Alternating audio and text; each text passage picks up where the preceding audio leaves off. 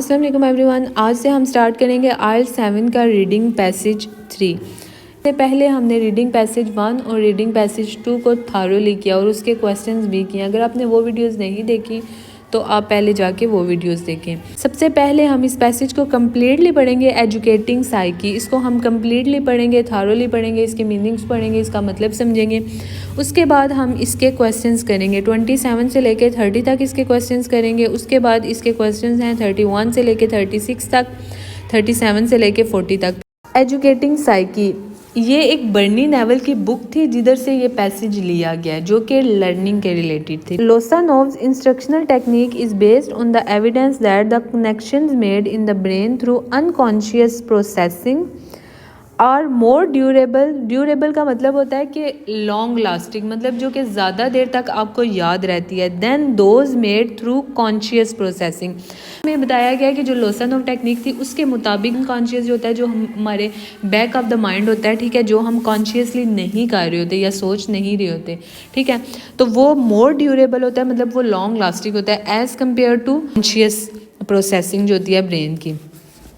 Besides the laboratory evidence for this, we know from our experience that we often remember what we have perceived peripherally.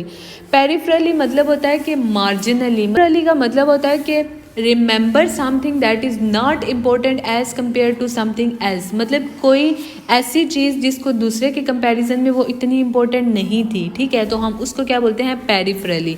Long after we have forgotten what we set out to learn if we think of a book we studied months और years later. अगर मतलब हम अगर किसी book के बारे में बात करें जो हमने कुछ मंथ्स पहले पढ़ी है या फिर एक साल पहले पढ़ी है या कुछ साल पहले पढ़ी है, तो हमें we will find it easier to recall peripheral details.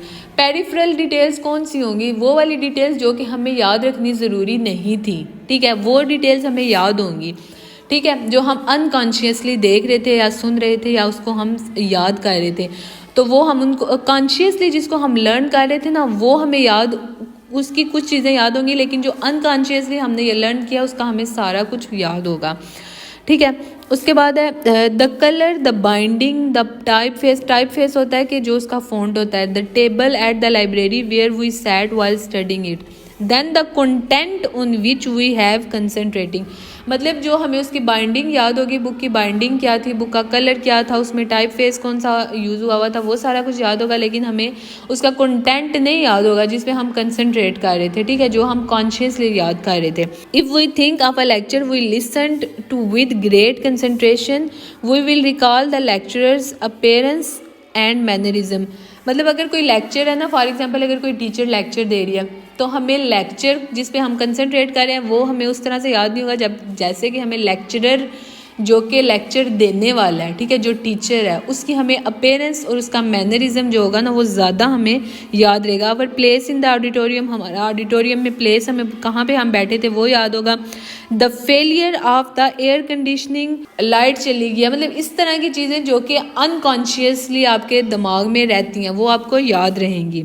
Much more easily than the ideas we went to learn even if these peripheral details are a bit elusive मतलब होता है कि difficult to remember, they come back readily in hypnosis। hypnosis बोलते हैं जो hypnotize करते हैं ना, जो आपको मतलब जिसमें आप मूवमेंट नहीं करते, आप एक चीज़ पे कंसंट्रेट कर रहे होते हैं। when we relive का मतलब होता है कि live again, ठीक है, द इवेंट इमेजिनेटिवली, मतलब आप उस इवेंट को इमेजिन कर रहे होते हैं और दोबारा आप उस इवेंट को जी रहे होते हैं, ठीक है।